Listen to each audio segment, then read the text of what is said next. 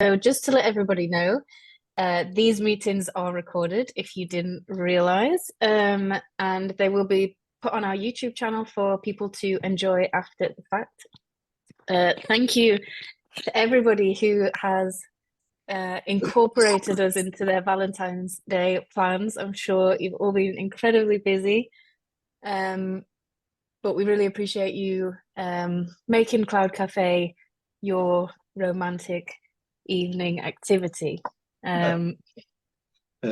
So today, so I'm Jenny Smith, and I am the host of the Cloud Cafes on behalf of Stroud District Green Party, who organise all of these events monthly and bring together fantastic speakers from all over the world to discuss and debate key topics that are affecting us in our daily lives. So today we are going to be talking about the media and how we get messages across about climate and other areas of politics. So the media informs opinion and shapes our views about the world. To a large extent, people interpret the information that they find in the media in a way that reinforces their own ideas that they already have. I think we've all been victim to the echo chamber before, and so it is good to step out of our comfort zones and see what the other side are saying. So climate change, when it does make it into the news, is often misrepresented, which can undermine the research that scientists do and the work that goes on behind the scenes in terms of climate change. So how does the media select what to feed to the public and who is behind those decisions? Today we're here to explore the messages we receive through the mainstream outlets. So the debate will ask why the mainstream media typically ignores or downplays the threat from climate change, whether there should be penalties for misinformation, especially things like climate change denial, which can obviously lead to societal harms, and which sources we should trust for unbiased reporting. So our speaker tonight is Dr. Jonathan Fuller, who is, or is it John? Sorry, I did see your name actually. John Fuller. Just John. Yeah. Who's a veteran environmental campaigner and who's going to be speaking on this subject, followed by a discussion. If any of you have any questions during John's presentation, then please just pop them into the chat and we'll come to all of those after he has presented to us. So thanks everybody for joining. And John, if you'd like to kick us off. Well, first of all, thank you very much indeed for having me join you this evening. I'm very, very grateful to you. My wife may be slightly less so. So what I'm going to do is I'm going to have a canter through, first of all, some crucial points that a lot of us will know, maybe not everybody knows, but underscore the fact that this is an unprecedented threat that we face. Climate breakdown is a direct existential threat, as the UN Secretary General says. So I just want to make sure that we're all effectively, if you like, on the same page. Then I'll have a quick canter through the national newspapers and then go and make a few points about the main broadcasters. So I guess what I'd like to do is, firstly, just kick off with a statement that ought to be obvious to all, and that is that you do not live in a functioning democracy if crucial news is withheld from you, crucial news that would impact the way you vote and the demands you make of politicians. And I would argue that it isn't a functioning democracy because so much information is actually withheld from the people. So I'm going to just a few key points, if you like, to make sure that everybody understands who watches this, they understand the gravity of the threat. Potsdam Institute for Climate Impact Research advises the European Union, the German government, and a number of other governments on the impacts of climate breakdown. And they have warned that at 4 degrees Celsius of global heating, which could happen possibly by the end of this century, possibly early in the next century, but they reckon that half the world's population would be killed, that half the world's population could not withstand those kinds of temperatures, the impacts on agriculture, and half of our population would be killed. The Chatham House think tank is well respected. It's in London. And they've said that there is a plausible worst case scenario of 7 degrees Celsius of heating by the end of this century. And that's all because of primarily because of the amount of energy that's coming into the Earth's atmosphere and oceans.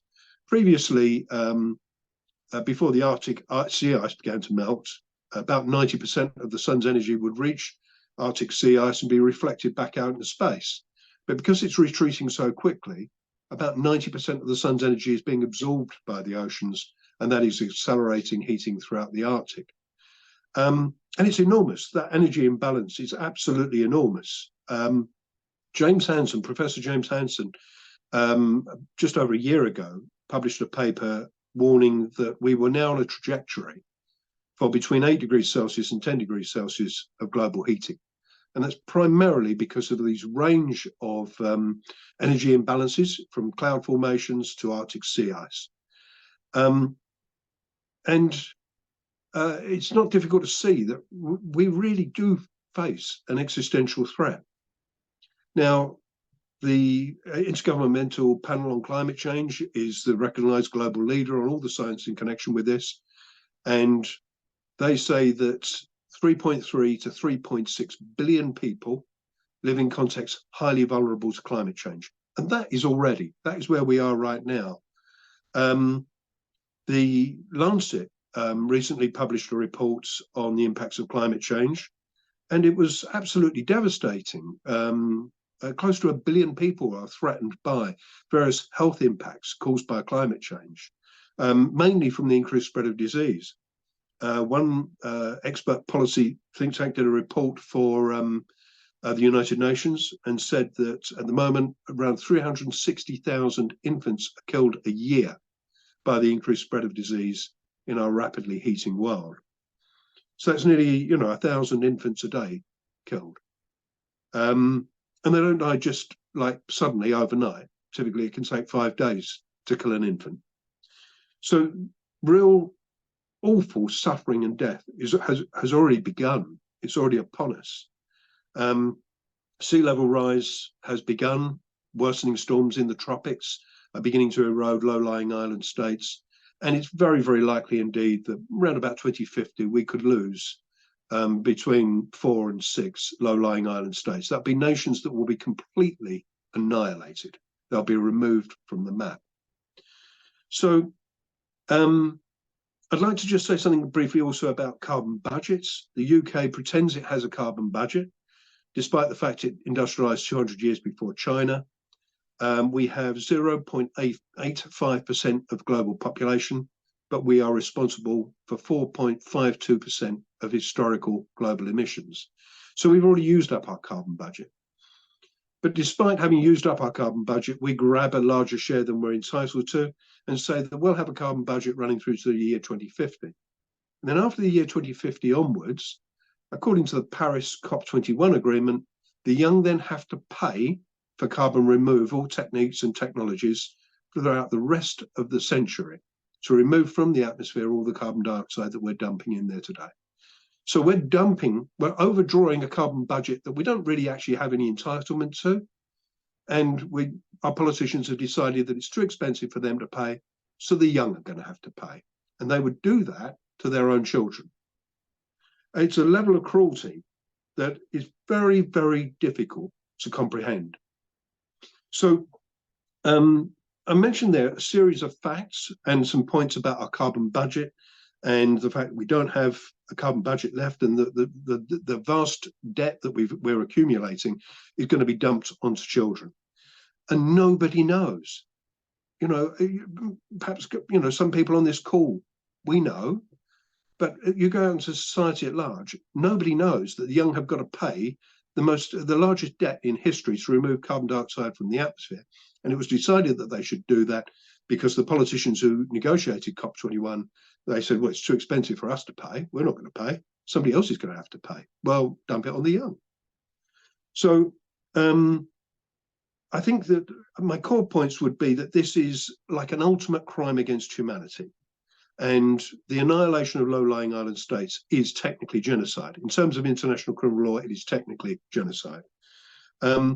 And if you encourage politicians to expand polluting industries like aviation or ocean cruises, or you're in the media and you lobby governments to slow the process of decarbonising, then you are inciting a level of violence against the young, against the world's poorest, most vulnerable people, and people will be killed in very large number.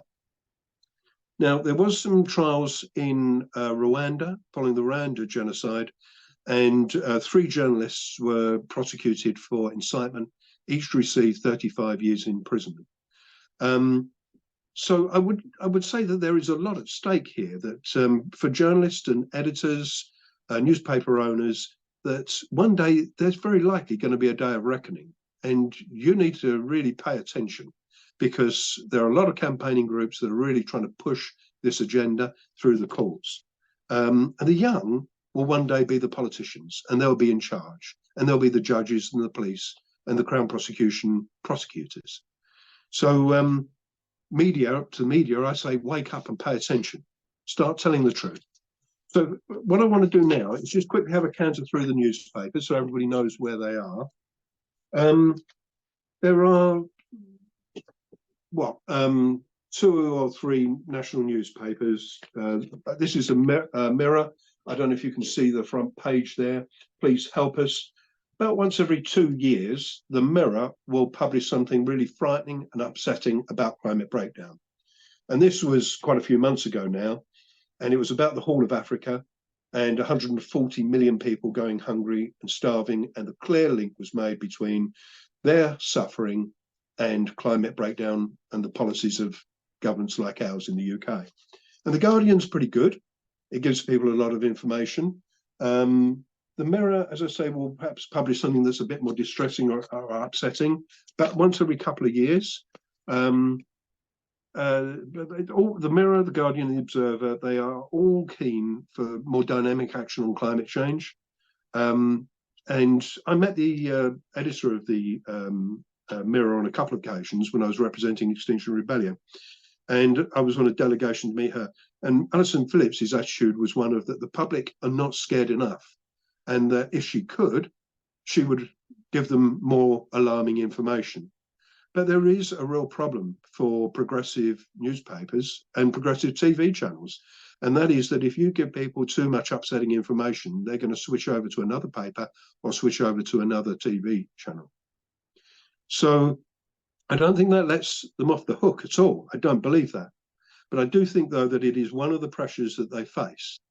And how editors convey news is incredibly important, because you can say, look, you know, this is really distressing. This is very upsetting. Our lifestyles cause this terrible famine in the Horn of Africa, but we've got a plan. We've got a plan to put it right. And this is what we think our government should be doing. So, you know, there are ways to convey distressing news, I argue, to the public. But the vast majority of Britain's national media are awful. There's a company called Reach PLC. It publishes the Daily Star. The Express also publishes the Mirror. Now it does have some left-wing titles. The Daily Star, I sometimes feel like it's more like a comic. But the Daily Star and Express, they will give their readers some alarming news. They will say, hottest day on record, hottest ocean temperature ever recorded. So they do give people some alarming news, and they never dispute that climate change is real and dangerous. But alongside that, they do campaign for fracking, new oil and gas, for the expansion of aviation. And they, in the case of the Daily Star, they're vehemently opposed to groups like Just Stop Oil, Animal Rising, Extinction Rebellion. And on one occasion, they did actually encourage their readers to go and punch JSO people in the face.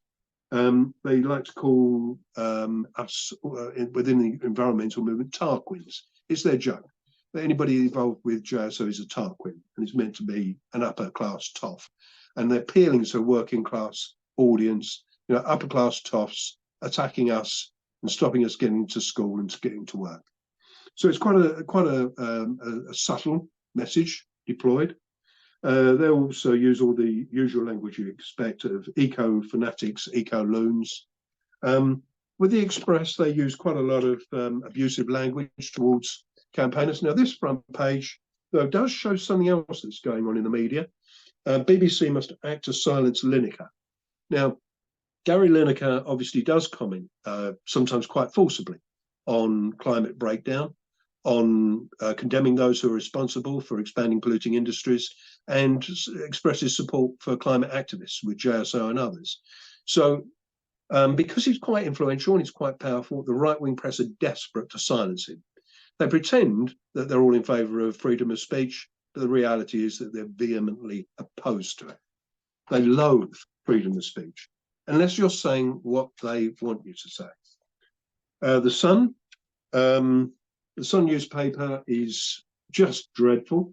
They use all the language that you would expect, attacking relentlessly, not just climate protesters, but if you are a concerned scientist or a concerned politician, you'll be labelled as an eco-fanatic, eco-loons, eco-fascist, eco-mob. And it provokes rage in the minds of their readers. They have there's been once in here an encouragement to run over climate activists in the road. And a complaint when lots of people complained to the paper and to the independent office. No, what is it called? IPSO. I'm trying to remember. Bear with me. It'll come back to me in a moment. The press regulator.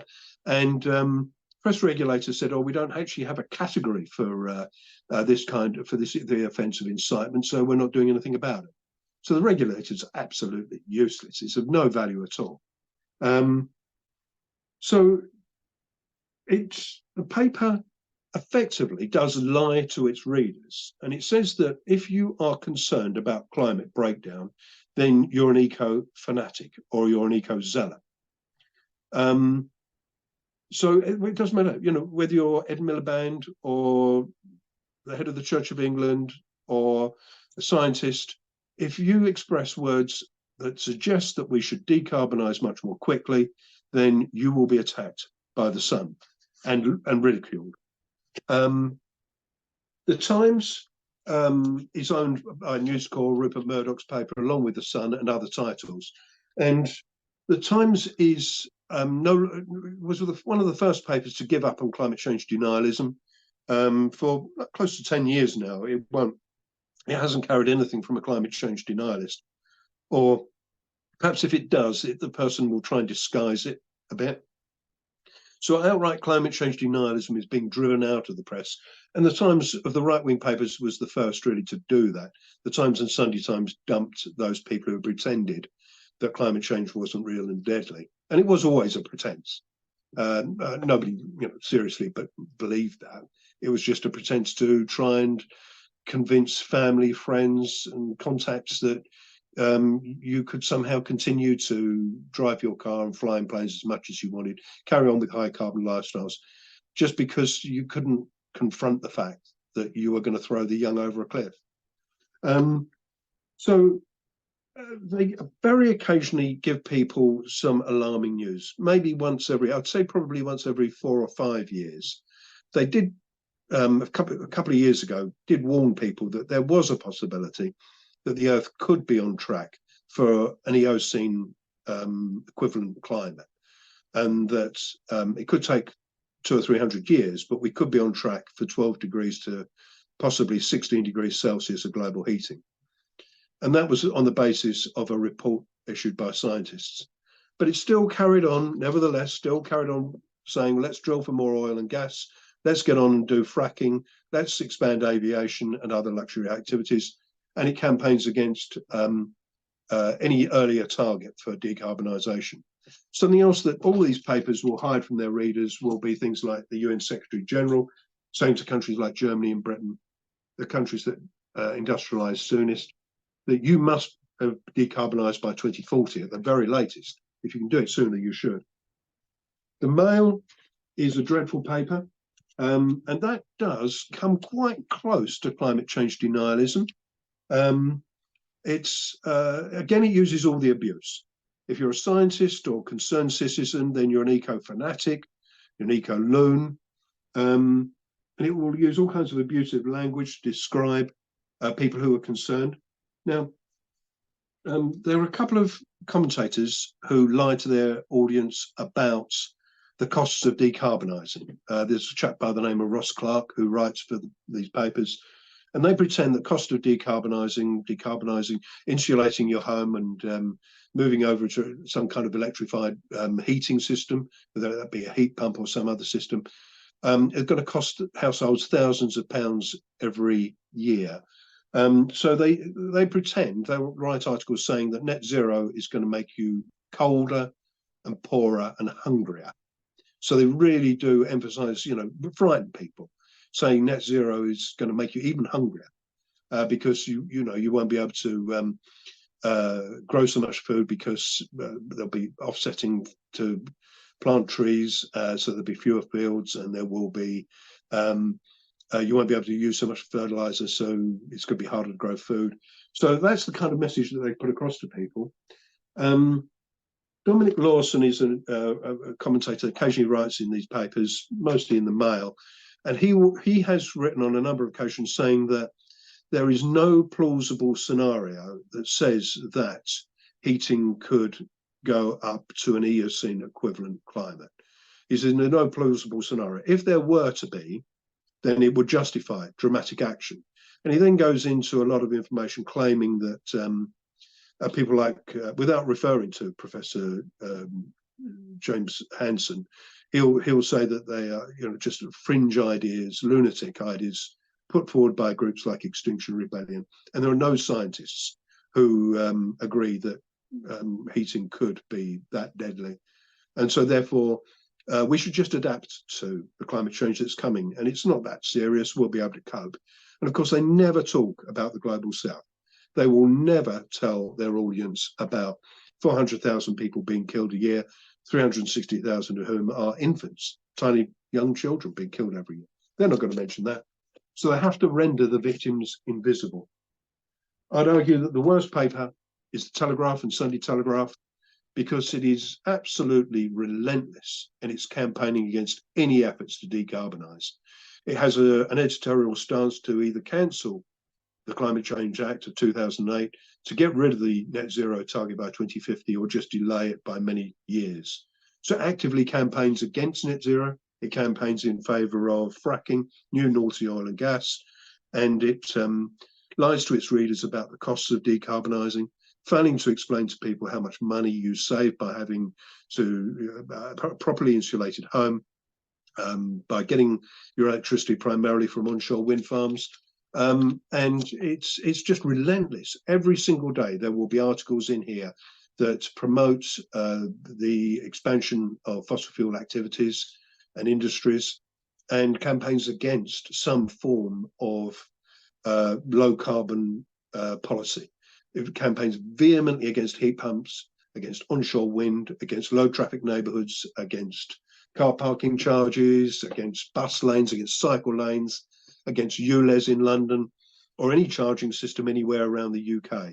It is relentless, and it's very influential in the Conservative Party. So we would argue, I think I'd argue that it is by far and away the worst of the national newspapers. I'm not going to give a plug for a book, but I'm going to mention a book. I did only write one chapter in this. It's called Toxic News, covering climate change in the media. And I was asked to write one chapter just after COP28 on the lies the media tell. And I just did 1 week. And I picked out some examples of the lies the media tells. And there was a report published by a think tank, a right-wing think tank. I'm just trying to remember the name of it now. The right-wing think tank, again, you come back to it. It's Civitas. That's it, Civitas. They warned that net zero would cost UK households £6,070 per annum for every year up to the year 2050. Now, just ponder about that. How could it possibly cost every household £6,070 a year? Not 6,070 for the next 25 years total, every year. And it was absolutely bonkers. There was no way that that could pass the sanity test. But it was published by the Mail, the Times, the Express, and Sun. And as you'd expect, groups like The Guardian and DSMOG, they looked at the research. Quite quickly, they said, it's rubbish. They're really basic mathematical errors in here. And both papers published articles on this misinformation. And none of the papers corrected. None of the papers said it's absolute rubbish. A few days later, Civitas withdrew the paper, took it off their website, and said just simply, yeah, there was some inconsistency in it and we're working on it. But the whole thing was absolute rubbish from beginning to end. And then The Sun, a week later, in an opinion piece, again referred to that figure as £6,070. So the argument I made in the book, my tiny little chapter, was that the media knows it is wrong. They know that they have published something that was false. It distressed people. It alarmed people. It would have influenced the way that people vote and the decisions they make as regards what demands they make of politicians. They knew that. Those newspaper editors, they knew that that was false. In the case of The Sun, they repeated it, and none of the other papers actually withdrew it. None of them wrote in their papers saying, oh, by the way, you know that article where we said that? Sorry, it was just rubbish. It was just all the figures were wrong. And this is what we're up against. With our media, our printed press, it is a relentless stream of misinformation and disinformation. This is not freedom of speech. This isn't just a case of one person has a right to express an opinion based upon evidence. There is no evidence. And what they're actually doing is they are campaigning to maintain certain lifestyles that they know kill people and will kill very large numbers of people in the future. And it is right to say that the Mail, the Express, Daily Star, the Sun, the Times and Telegraph are engaged in a war, a campaign of warfare, an attack upon our democracy because it undermines our democracy, and upon the people, particularly the young, and on the people in the global south who are right now dying in their hundreds of thousands. So I can only really speak in the very strongest terms of condemnation of the right-wing press for the amount of harm they do. So if you're like me, you just, sometimes you just despair and you just think, how could people be so cruel? How could they be so heartless? Anyway, to just pause for a moment, I will now turn to the broadcasters, and just a quick few words about them. For many years, the BBC has been very reluctant to broadcast any news about the most alarming scenarios. Occasionally on BBC Radio 4 programme, you will find Justin Rowlatt talking about some frightening scenarios. Was it possible for the world to heat to the equivalent of an Eocene epoch climate? Was it possible for us to reach 12 degrees Celsius? And he concluded, yes, it was. It was possible. But provided we get on decarbonised damn fast, we should be all right. But, you know, these are programmes that might be listened to by 50,000 people, maybe 100,000 people. And it's certainly not getting into the public conscience at all. People are not aware of it. The vast majority of people are not aware of the gravity of these threats. The BBC hasn't reported on the James Hansen paper, which has been peer reviewed, about the energy imbalance and the possibility of 8 degrees to 10 degrees Celsius. And the BBC doesn't tell people regularly on the news, or occasionally on the news, about the prospect that billions of people could be killed if these scenarios play out, or even a third of that heating or a half of that heating plays out, that billions of people could be killed.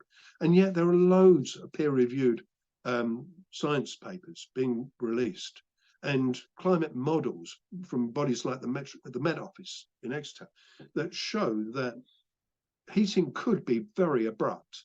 It could be very abrupt and cause severe damage. For instance, the AMOC, the global ocean current that brings the Gulf Stream to the UK.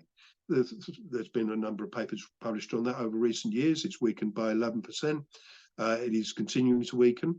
And there is a risk that it could suddenly shut down and we would no longer get the Gulf Stream. And we would have a climate closer to that of Moscow, which means that in winters sometimes we could be minus 20 degrees Celsius in the UK. Our winters would be, on average, potentially 20 degrees Celsius colder. And we'd be colder throughout the majority of the rest of the year. And we would lose so much of our agriculture on a planet where other countries will no longer be exporting food to the UK. We just won't be able to feed ourselves. You know, it'd be like trying to grow potatoes in northern Norway. You know, it's not going to happen. Now, most scientists will say, look, this is a scenario, it could happen. We don't think it's going to happen this century. It may not happen at all, provided we get on and decarbonise very quickly. So I don't think it's right if people say, oh, that's it, we're all doomed. It's going to happen and we're all doomed. I don't think that's what the scientists are telling us. So the vast majority of scientists are saying this is a very, very deadly threat. We have to take it seriously, and provided we act in a very dynamic way, hopefully we will avoid the worst scenarios. And that is, I think that body of opinion is the majority. I don't think the majority of opinion is we're all doomed. I don't believe that. And I do think, though, that the press have a duty, and the BBC and ITV, Channel 4, have a duty to say to people, look, these scenarios are real, they're dangerous, and they could result in us being killed. And therefore, the BBC and ITV in particular, and Sky News, Channel 4, should be saying to people, the threat is so serious that we're now going to make sure that every news programme, we're going to have to drop the sport now for a little while, but every news programme, we're going to make sure you get 5 minutes on climate change news until this threat has been tackled, until this threat has been removed. Now, I write once a year to every BBC board member and executive, and the same with ITV. Well, ITV actually is more like once every 2 years. And I identify where they've done things wrong and where they've done things that are good. For instance, BBC did put on its website a climate change tab so that people can quite easily go to climate change related news. That was good. They do occasionally some good things, but they still hide from people the most distressing facts. The BBC's only once been to the Horn of Africa to report on that famine. I mean, I should be accurate the way I describe that. They sent a journalist there who reported on what was happening. And that was the point at which there'd been the 5th year of failed rains. And the journalists made a clear link to climate change, and they provided reports over about a period of a week. It wasn't just one report on one night. It was a few reports over the course of a week. And then they didn't go back, and it got worse and worse and worse. So people, you know, will have forgotten. They won't know what's going on down the whole of the east of Africa. In Madagascar right now, there is an unfolding famine. Nobody knows. I mean, you know, if you look, you know, you look at certain websites, the United Nations websites, you're gonna see the information there. It's very distressing what's happening in Madagascar, as well as the Horn of Africa. Now, the BBC, I just quickly mentioned I was a representative for XR to go and visit, to go and see the BBC executives, and I was a rep for XR that went to see ITN executives. ITN makes Channel 5 News, Channel 4 News, and ITV News, and I pressed them as hard as I could to report on the most alarming news, and we did get some concessions. We did. ITV set up a program called Earth on the Edge as part of the 10 o'clock news, and it was worthwhile going to see them and helping them to realise that they weren't conveying all the news that they should. But then COVID hit and they went back to square one again, and it's so hard to get them to realise that this is an existential threat that needs to be reported on every single day. I'll give you another example with the BBC about how they frame things.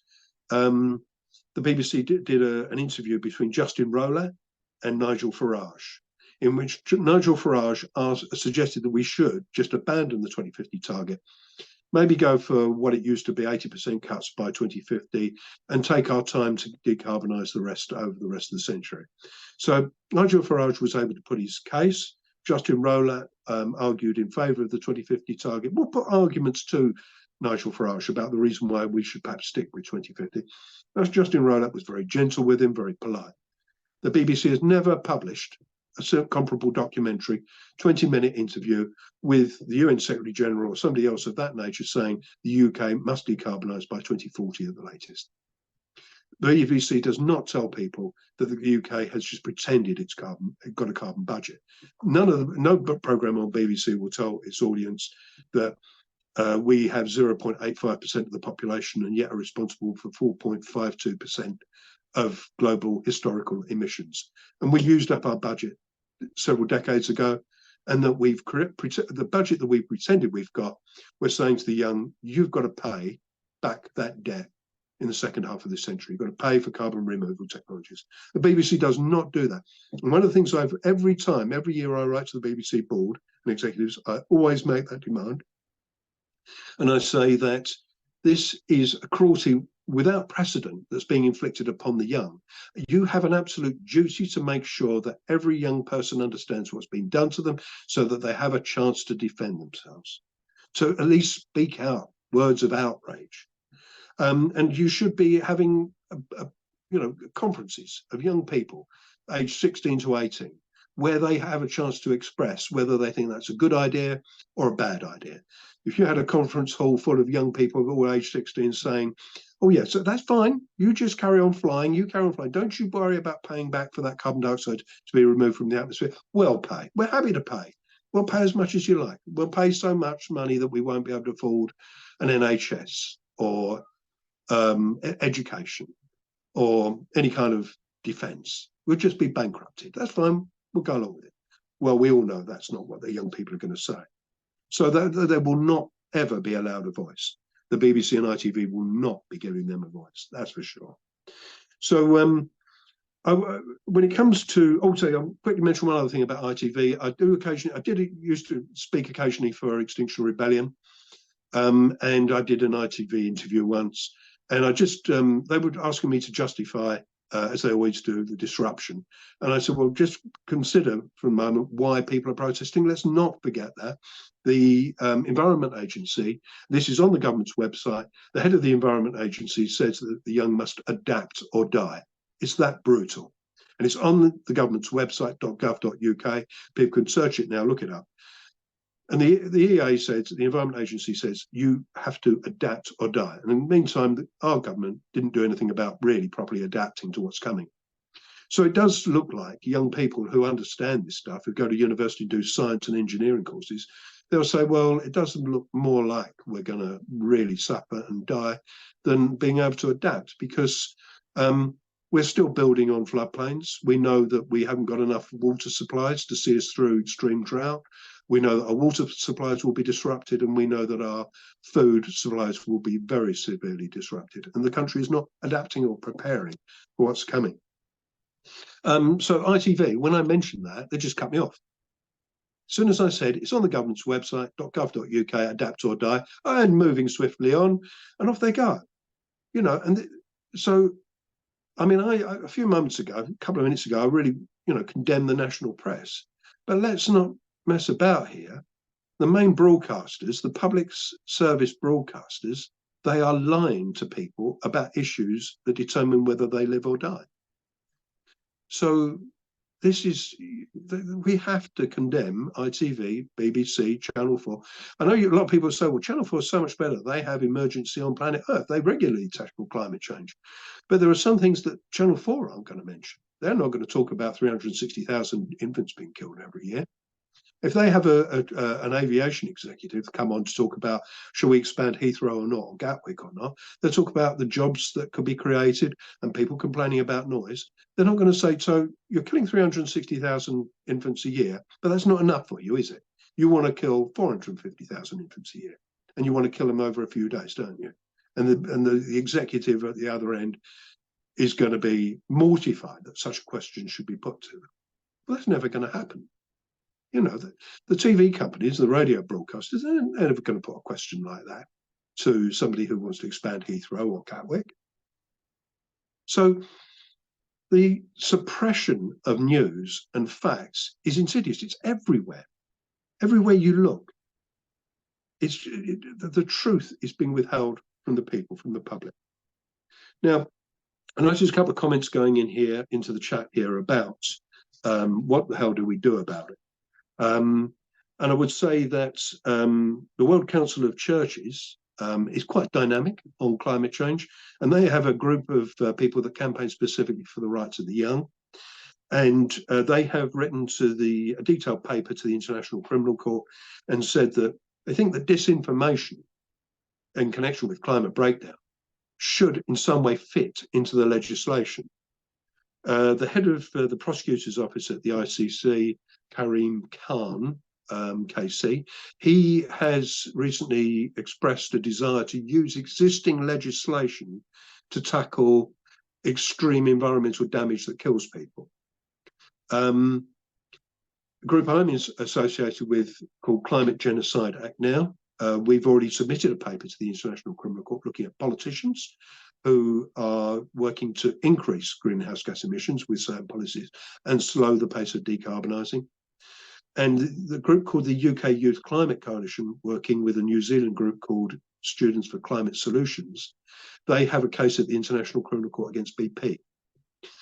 So there is real pressure here. Oh, I should say that also that CGAN, one of the campaign groups, also has a case against the Daily Telegraph and Sunday Telegraph, looking at whether it's possible to prosecute individuals for inciting the policies that kill. So it is important to understand there is a lot going on, but again, the press are not going to tell and the BBC, they're not going to tell your audience about that. The audience, the British people, are not going to be allowed to know that attempts are underway to try and prosecute our country for genocide and crimes against humanity. As I say, in this context, genocide is the complete annihilation of low-lying island states. So if you think in terms of Tuvalu, Vanuatu, the Marshall Islands, the Solomon Islands, Kiribati, the Maldives, they're very likely going to be destroyed around about the year 2050. It's very unlikely that they'll survive through to the year 2100. And you destroy all property, you destroy the culture, you destroy the places of worship, and the people are given one simple message, that is, you either move or you die. And so in the context of international criminal law, it is defined as genocide because you're annihilating in part or whole a nation or a people. And in international criminal law, there are the concepts of direct intent. That is, the Hutus hate the Tutsis in Rwanda, and we're going to kill you all unless you go. You're not staying here anymore. You either flee or we'll kill you. In fact, right now, if we can catch you, we're going to kill you because we hate you. That's direct intent. But oblique intent is written into the legislation as well. And oblique intent is where it's very likely that people will be killed. There will be mass suffering if you pursue a course of action. It could be former Yugoslavia locking people up in a concentration camp where they don't have any food. It could be an act that results in severe damage to agricultural production. You know, if you pursue a particular course of action, you can say, well, I didn't actually intend to kill those people. I didn't have direct intent to kill them. But you know, if you pursue a course of action, it's very likely that people will be killed. So that oblique intent is in the legislation, and all campaign groups that I mentioned a few minutes ago refer to that legislation. They have expert legal advice that obviously directs them on this. So I think that there are moves afoot to try and tackle this issue. I think that the moves afoot are very dynamic, but groups like the International Criminal Court are political bodies. You know, it's not like an absolute, we will only adhere to the law. We adhere to the rule of law.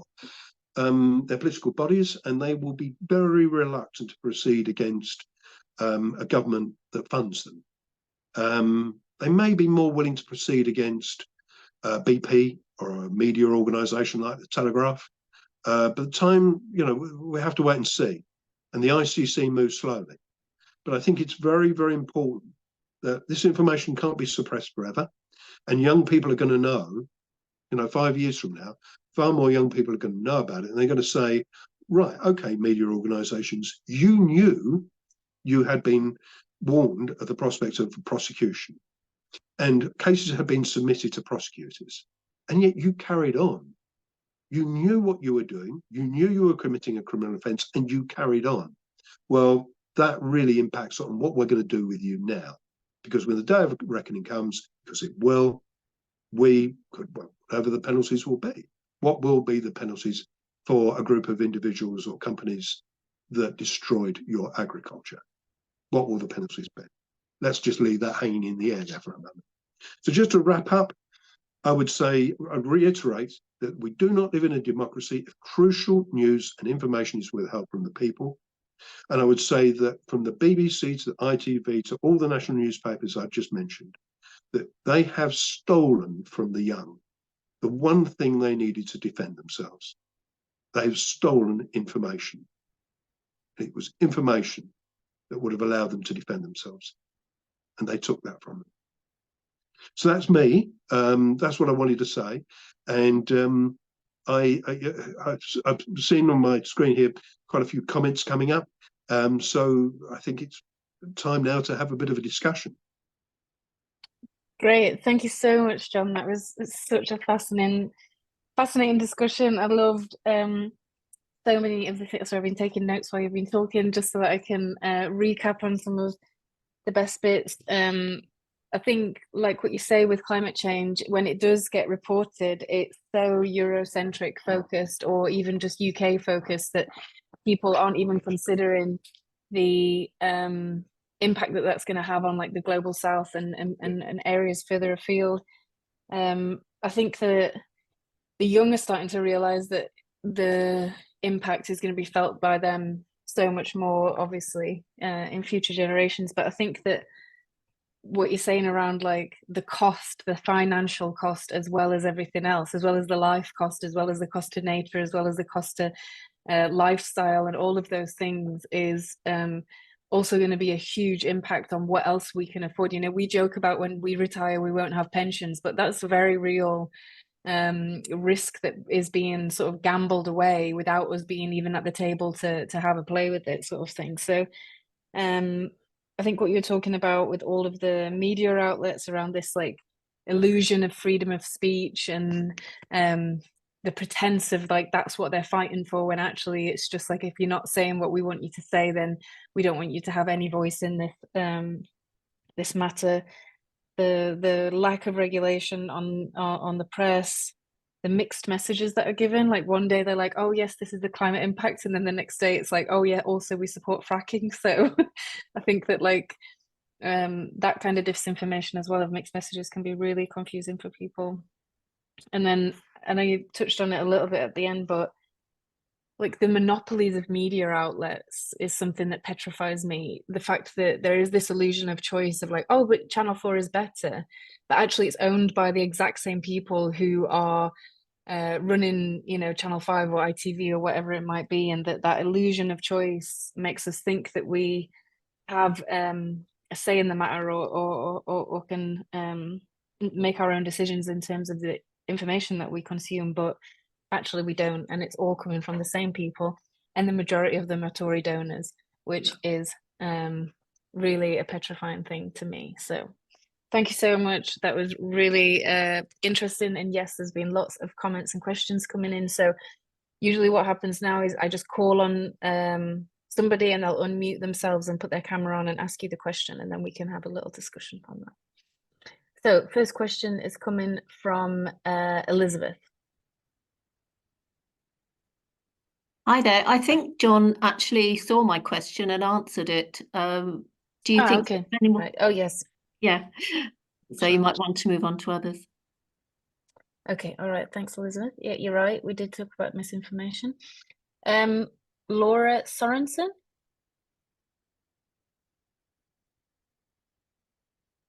Hi. What did I say? What was I talking about? Just reading all the comments. It's all frightening, isn't it? Yes, the lack of code of conduct, I think, is what you were talking. That's how it kicks off.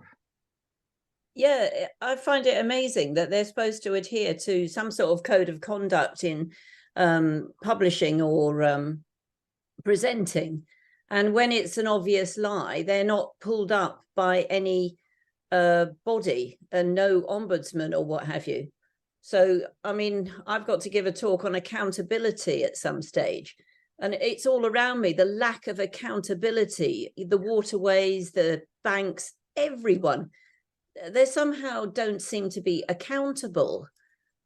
So I just, well, I don't really know what to add, but all that I can say is that a lot of us in the Somerset area, we have written to Reach PLC, which is our local little gazettes. They're mostly full of code words and crosswords and things, but they seem to have printed nearly every letter that we've written. And I suppose they do that because they know there's not a very wide readership, but we're always amazed and delighted when they do print letters that we write about climate change and environmental issues.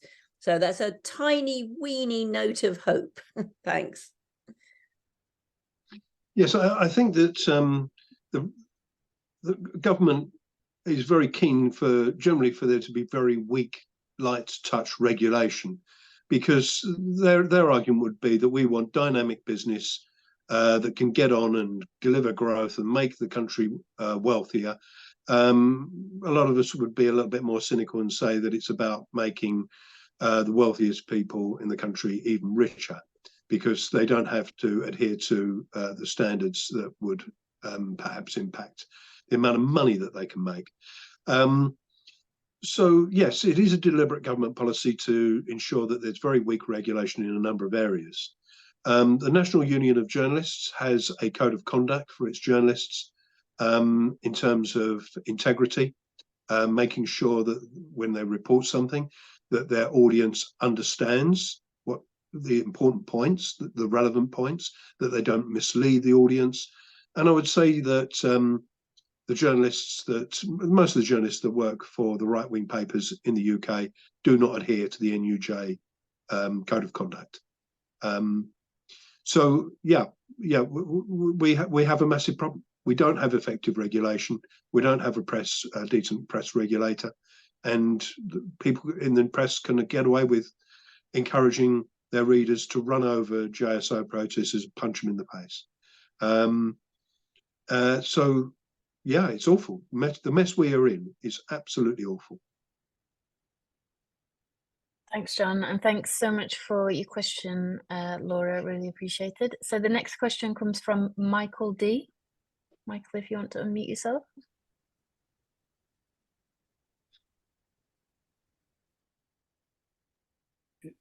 Could that be me?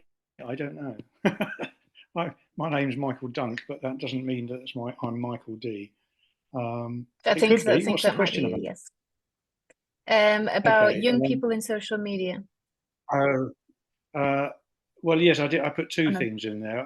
I think what's the reliance on social media? Is that because I quite often ask people, how do you get your news? Because for me, I'm very old-fashioned. I don't read The Guardian. I just look at Guardian posts online and pay them £3 a month. And I get my news from Radio 4. And probably that's where I first heard about climate change. And I'm a member of the Green Party, and I have become educated about the whole subject. And I think the trouble is to assume that everyone else is on the same level is the mistake, obviously, we're making sometimes. And where people get their news from, I mean, this is the trouble about self-selecting from the social media.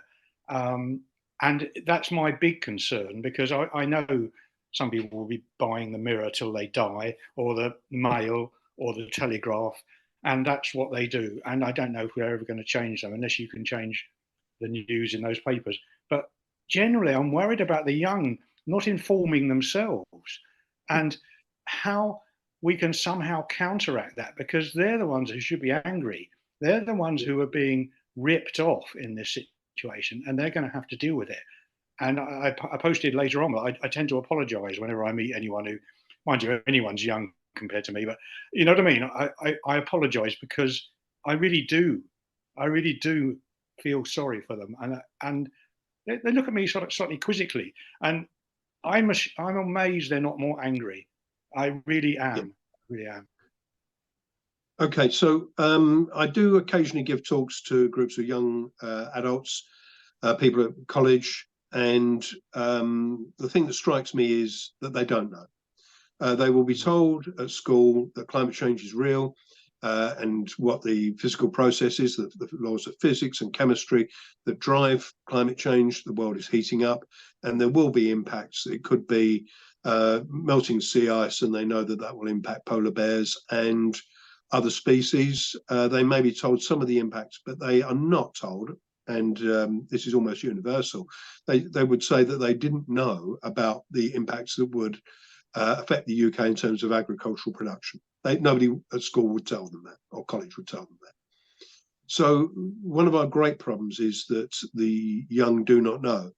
Now, groups like Extinction Rebellion have tried everything with the media. We've protested. We've had huge protests outside the BBC, hundreds of people out there.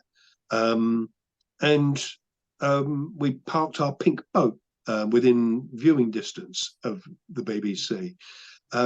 We have spray painted buildings like the Telegraph and the Sun, and we have even gone so far as to break windows at News Corps. The Reverend Tim Hughes sewed up his lips outside News Corps. We have done everything we possibly can to try and get the media to tell the public the truth. And so things are now escalating in a different way, where groups are saying, right, you are actually committing a criminal offence, and we're going to try and prosecute you for that criminal offence. This is not civil proceedings, these are criminal proceedings. So things are escalating, but still the right-wing press won't change. Ultimately, what we have to do is we have to get our own information out to people. We have to have our own newsletter, like the suffragette movement from decades ago, from a century ago, that if there is a terrible injustice and everybody with power is against you and they're determined to silence you, then we have to get our own information out. Now, Extinction Rebellion, probably, I think they made a mistake with the hourglass. It was too expensive. It was almost certainly going to be too expensive to maintain. So I argue we need something much, much simpler, like a quarterly newsletter, very simple for people to have printed locally and distribute locally. Because we really have tried everything and we have failed. I know I said earlier that we did get some concessions from ITV and BBC. We did, but these are not big concessions that are really going to help people to understand that this is an unprecedented emergency. And I think one of the three things that we demanded was the government tell the truth. And I think that still is right at the top, because in the real world, it's like you'd expect in the Second World War, the government to declare an emergency. This is a war. And that's what we haven't had. It's like they can't focus on more than one thing at a time. And even if they don't want to focus on climate change, because they know it's tricky, it's difficult, it's not easy. And there's some difficult messages to get across to people, and it's going to cost. And none of that is what they want to confront. And that's the other problem, is apart from the fact that you'd expect the government to be telling people about this. And of course, we have to do their job. And well done for you for having a go. I mean, I've joined Extinction Rebellion in the hope that it would keep me sane. And I think I'm relatively sane now. But yeah, thank you. I'll shut up. Okay. Thanks, Michael. Great question. And I think, you raise a lot of important points, and thanks, John, for coming back on that. I think also, I know I always say this and I know I always shouldn't, but when the government is full of liars, they're going to lie. So get out, get involved in politics, vote. I know it's a nightmare, but it's the only way that we can change who is in charge and who makes policy. So join the Greens. If you join the Green Party, you've got an opportunity to put out material throughout the year. Perhaps if you don't have much in the way of resources, then maybe just only as you approach local elections or the general election. But here we've got an opportunity with the Green Party to really campaign dynamically, make it a climate breakdown a key part of our campaigning. I feel that one of the key messages to get across to the general public is something like 39% of young adults are now fearful of having children. 39% of young adults are saying, I'm thinking that I won't have children because I'm so worried about climate change. Well, we want to say that to people and say that to the electorate. This is what has been inflicted upon our young. They're now frightened of having children. Groups like the Green Party have the policies to save the young and give young people hope. And if they've got hope, if they've got real genuine hope, which the Greens can provide, then we can turn this around and we can take that level of terror away from them. Let's be clear, climate change is real, it's dangerous, and it is going to hurt us in this country. But we can survive this and we can get through it if we have sensible policies that the Greens obviously provide. So I think that it's frightening, but I think the Greens campaign front and centre on it.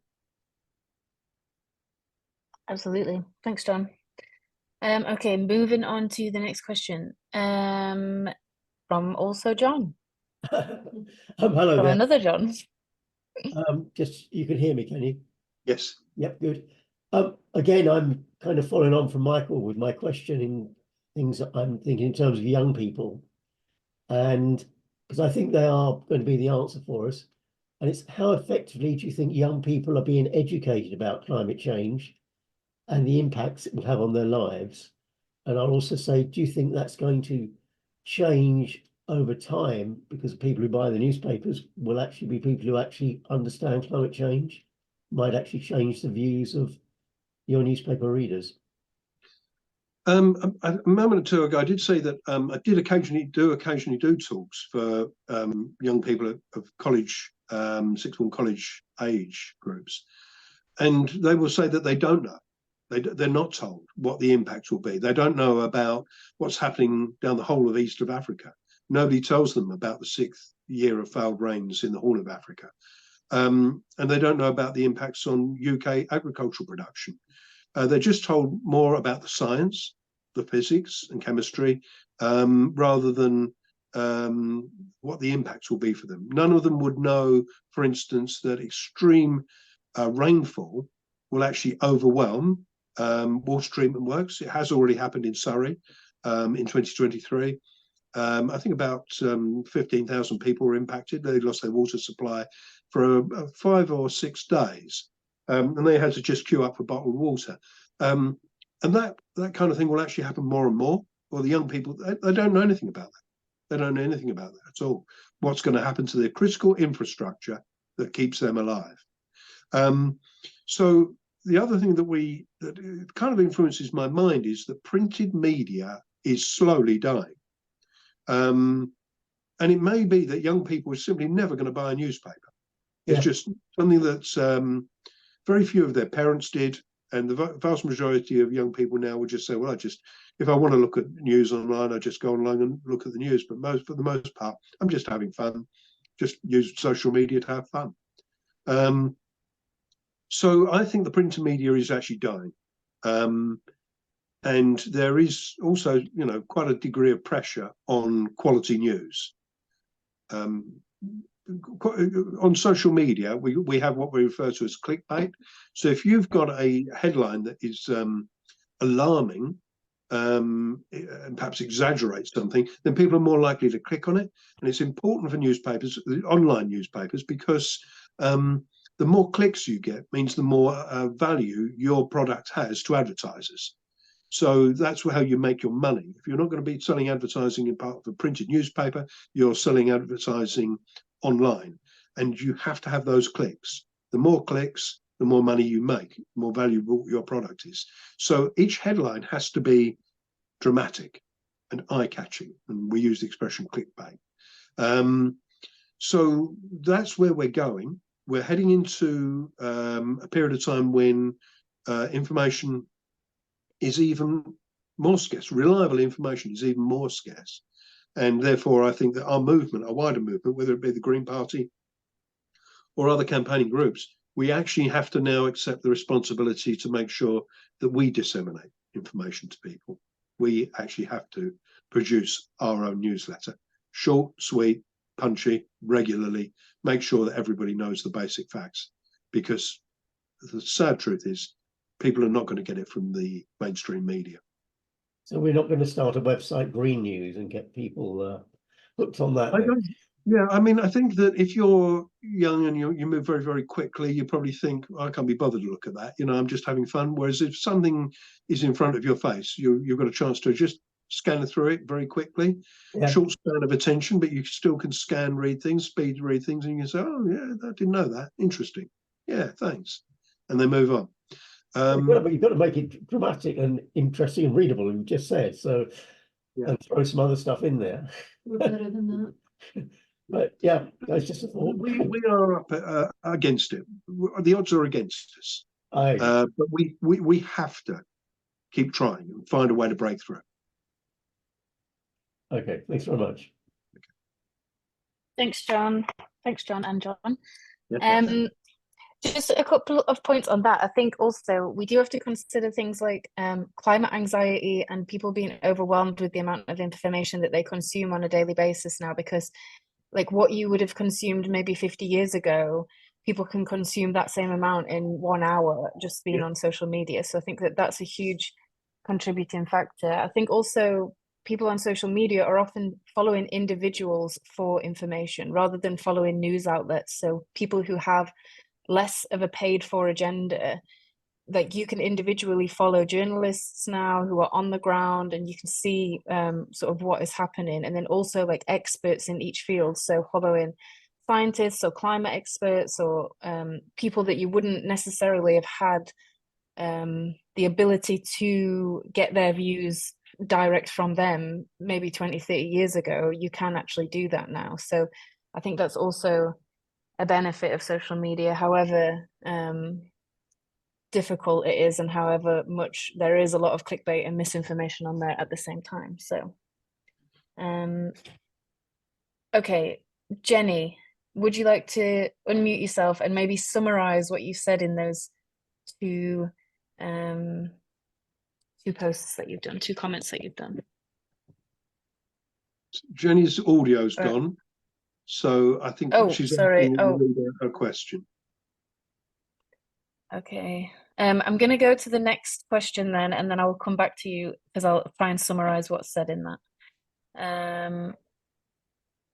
So I think the next question is Iris. Hello, hi. And my Hi. question really is to John, to what extent is the fossil fuel lobby behind so much of this kind of flattening or downplaying of climate change or misinformation? I get a feeling that that might be influencing how, but I don't know enough about it, but I'd be interested to hear your views. Yeah. Certainly. There's with the Telegraph, it's very clear. The connection is very clear indeed. You've got a firm called Redbird, I think it's called Redbird IMI, that is holding the debts that has been accumulated by the Telegraph Group, and it's enormous. I think it's over £1 billion that they've racked up in debt.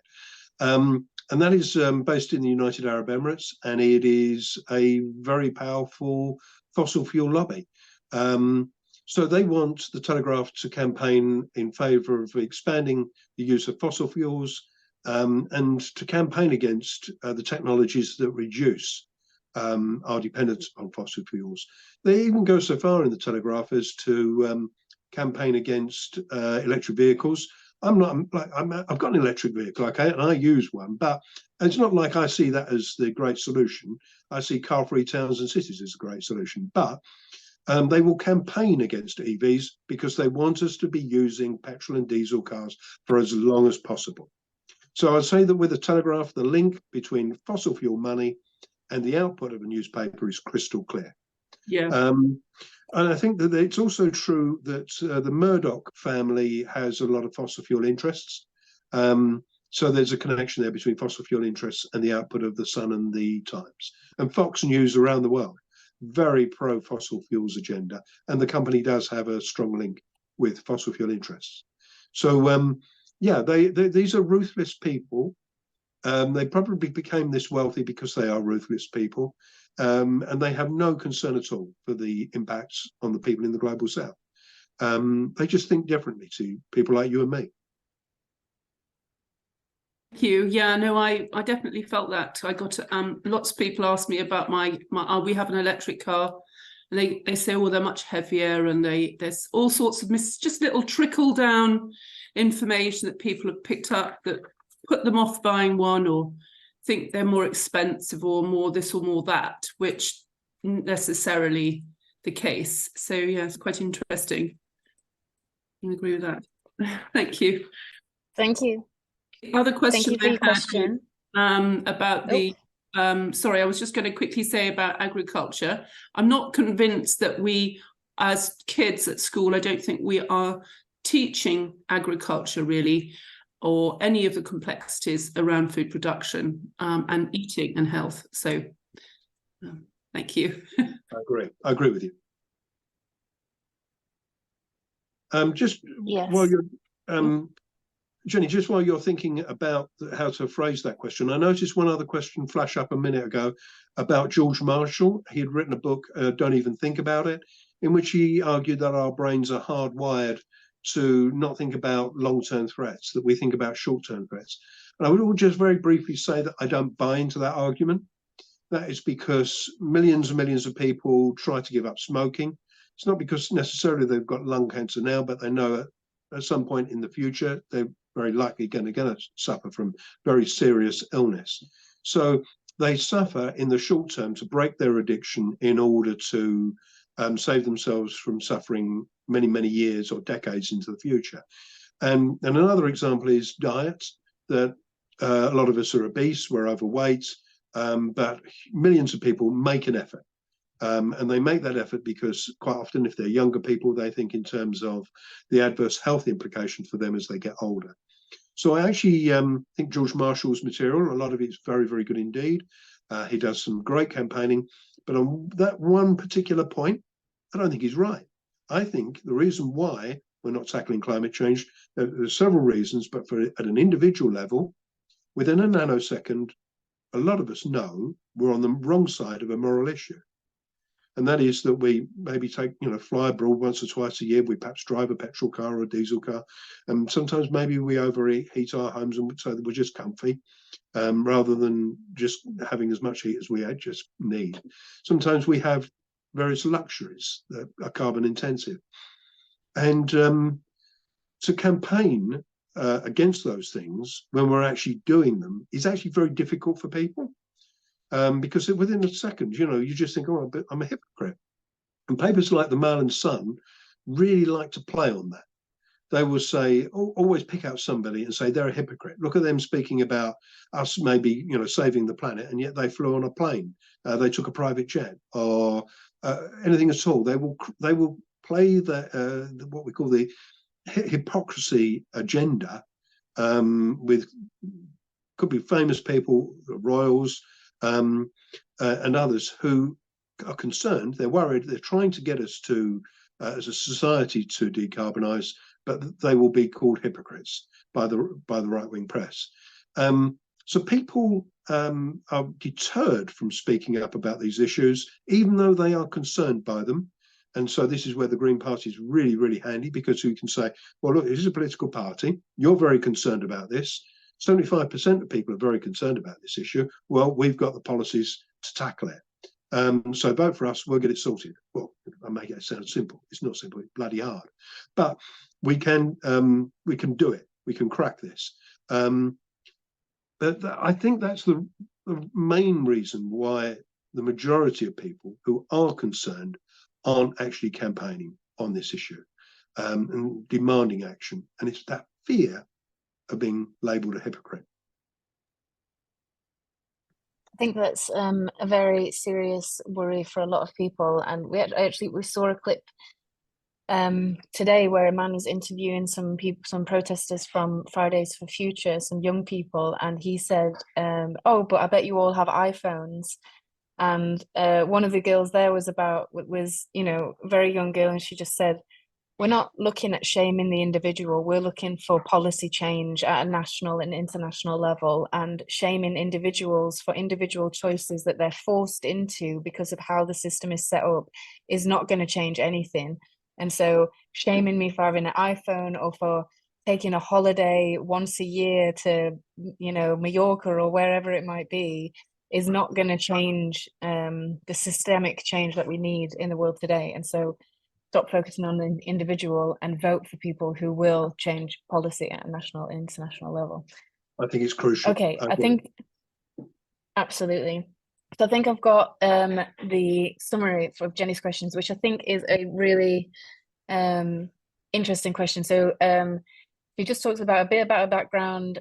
She's worked in branding for a lot of evil capitalist global brands, and she thinks that what they do is incredibly calculated and manipulative, and that they plan the lies that they're going to tell to people in order for them to behave in a certain way. And so some of those sort of behavioral scientists, behavioral change models that they utilize in order to impact the people and make them do things or say things or think things, is it time for the radical left or the green movement to adopt some of those manipulative tactics in order to get our messages across? And I think, you know, doing bad things to get good results, I guess, is the question. Is it something that we should be thinking about? Lots of people say the Greens are too nice. Is this the time for us to adopt some of these tactics? So I actually think that we have to hang on to, we have to preserve our integrity. And I think that our strength comes from that. It's in terms of our moral code, that is that all life is precious. And the very fact that we have that very strong moral stance is our strength. So I've never felt the need to lie to anybody or manipulate people. You know, the truth, the scientific truth is terrifying enough. But having said that, I do think, though, that we need to use powerful language. And I think that because our movement is generally full of very nice, decent, kind people, that sometimes we haven't been willing to use strong language. And I think that that has to come to an end. I think that we do actually have to say crimes against humanity, and we do have to use the G word, which is genocide. And we do have to say that in this context, completely annihilating low-lying island states is technically in law genocide. So we have to use that powerful language. And people, a lot of people, good people, will feel uncomfortable. My argument is that we owe it to the victims in the global south to use very powerful, strong language in terms of the politicians and big businesses who kill. And I know that some people will feel uncomfortable, but I think that that's relatively small price to pay for really pushing back hard against those who kill. So, you know, if you are on a TV, radio interview, we have to say those things. We have to say those words and be very dynamic in the defense of the victims. Thanks, John. Okay, I think I might have done Jenny an injustice in my summary of a question, but I think that that was a very interesting point anyway that you've made. And I guess this actually might be a nice end to what we were talking about. And I think what Jenny is also talking about is like the left and the Greens narrative. And rather than us focusing on the negative all the time, how can we paint a picture and a vision for the future that people want to get on board with? And the fact that, yes, like, you know, we need these systemic changes, but actually, if you made them at a system level, it wouldn't actually be that much of a change or a sacrifice on an individual level. And yeah, if we want to create some kind of narrative that people can actually get on board with, rather than us always being viewed as the party of no and the party of you can't do that and the party of we're going to take that away from you and a party of you're not going to be able to have sausages and you're not going to be able to have holidays to Benidorm and all of those kinds of things that people love. So a little bit about a positive narrative, John. Yes, so I would say that we make sure that people understand the gravity of the threat, and we say the Green Party has a dynamic vision for young people. We are going to deliver cheaper electricity, cheaper energy for them. We're going to develop onshore wind power and renewables, and we're going to make the UK energy self-sufficient. So no more wars for oil. We are going to properly insulate people's homes. There will be a mass home insulation program, not just odd little houses all dotted around the town, but every street in all done in one go. So we're going to make your energy cheaper, more affordable, and you're going to be warmer and more comfortable in your homes. Climate change is going to hit us, and it will hit us hard, but we have a plan to adapt to what is coming. We are going to work on the infrastructure that will keep everybody alive. We'll ensure that people have water supplies, and there is hardship ahead, but we are dynamic people, we're determined people, and we're going to do everything we can to make the lives of the young better. We are going to introduce a wealth tax and higher taxation of the very richest people. These are our policies, and from that, we are going to deliver for the young more affordable homes. We're going to develop homes on mainly brownfield sites, and people are going to have a far better chance of having their own place with a Green Party. So affordable energy, safety and security as we go forward, affordable homes, and I'm just trying to think the other key issue. Employment, obviously, yeah. So people are going to get decent quality jobs because we have got to deploy a range of technologies to decarbonise and properly insulate people's homes. So it is all about people thriving.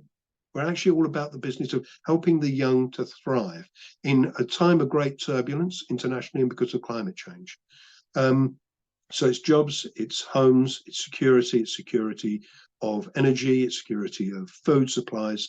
And in our model, where we use our cars less, people are going to have greater freedom. You're going to be liberated and free to walk and cycle around your town. And as a result of that, you're going to be healthier. And just generally as a population, will suffer from less obesity. So I think that our vision, people here on this call will be more succinct than me, than I've just been. People will know how to translate this into leaflets that you can distribute for your coming elections. But we have a dynamic vision. We have the policies in place as a party to help the young not just survive, but to thrive and give them really great quality lives ahead of them. So let's emphasize the positive. Kathy here's just put in there about mental health and general health benefits. Absolutely right. Across the board, our policies are really good for people. So let's really emphasize that. We can say that there is a mental health crisis in the young, and briefly mention the crises that are hitting them that make people so fearful of even having children, and say, we are the party, the only party that's got the policies to make people's lives better. And here they are. In brief, here they are. Thanks, John. That's great. Okay, so we are heading towards 9 p.m. and I want to release John back to his wife so that they can have some kind of Valentine's evening. But so John, in 2 minutes, I'm going to ask you for your final 30-second summary, what you want people to take away from this webinar. And I will just do a final summary before that. So just to say thank you to John and thank you to everybody who comes out and watches the Cloud Cafe and engages and asks questions. There's no stupid questions. This is a learning community, a learning environment. We all want to help each other to understand more about these issues that are affecting us, affecting our families and affecting future generations, that we are part of the solution and trying to help the situations that we face. And I think media, misinformation, getting our messages out there seems like an impossible task for many different reasons. But I think it's so important that we keep having these conversations and having them on the doorstep, having them around the dinner table. That's where change really starts. So keep doing that. And we thank you so much for doing that. Okay, John, tell us your 30-second takeaway. What do you want people to tell their friends? Okay, so right at the very outset, I said that we do not live in a functioning democracy if crucial information and news is withheld from the people. And that is actually what has happened to us. And that directly impacts groups like the Green Party and holds us back. It suppresses the vote that we would otherwise have. That is being done deliberately by the vast majority of the press. And we, because of the campaigns that I've mentioned to you, the groups that have tried, I have to give people a bad piece of information, and that is the media is not going to change. Therefore, that puts the responsibility upon us, and we have to accept responsibility for getting information out into every household, every home in the country. And that is something that the Greens will be doing in any event as we come up to local elections, but we actually have to have a more formal process. And I would say that this is the defining issue of our time. Climate breakdown, the climate and ecological emergency, this is the defining issue of our time. It defines us as people, how we respond to it. And this is a time for everybody to just dig deep. We have to grit our teeth. We have to get on with it. We have to do it. We have to deliver, because it is our responsibility to protect our young. Thanks so much, John. Really fantastic takeaways there. And as always, thank you to everybody who's joined us. Remember, Stroud has got elections in May, so go out, volunteer, door knock, drop leaflets, any little bit of energy that you can contribute to a campaign is so worthwhile, be it online, on social media, or in person. It's so worth it. And likewise, if you're not in Stroud, in your area, I'm sure there's elections. And if there's not, then we've got 4 target constituencies for a general, which is hurtling towards us again. Get involved in those campaigns. There's so much interesting, fantastic work going on. A really good energy for the Greens. So please have a look on the Green Party website, and you'll see when upcoming action days are and how you can get involved. But really, everything that you do is wonderful, and we appreciate all your energy, especially in a world that is an absolute nightmare sometimes. And thank you again for joining us on Valentine's Day, a celebration of love, whatever your love looks like, whether it's self-love or love with somebody else, then we love all the love. So thank you for joining us, and we'll see you for the March event. Have a good evening, guys. Thank you. Bye. Thanks so much, John. Really appreciate you coming. Thank you. Thanks, John. Bye. Thanks, Jenny. Both Jennies. Thanks, guys. See you again soon. Thanks, Elizabeth.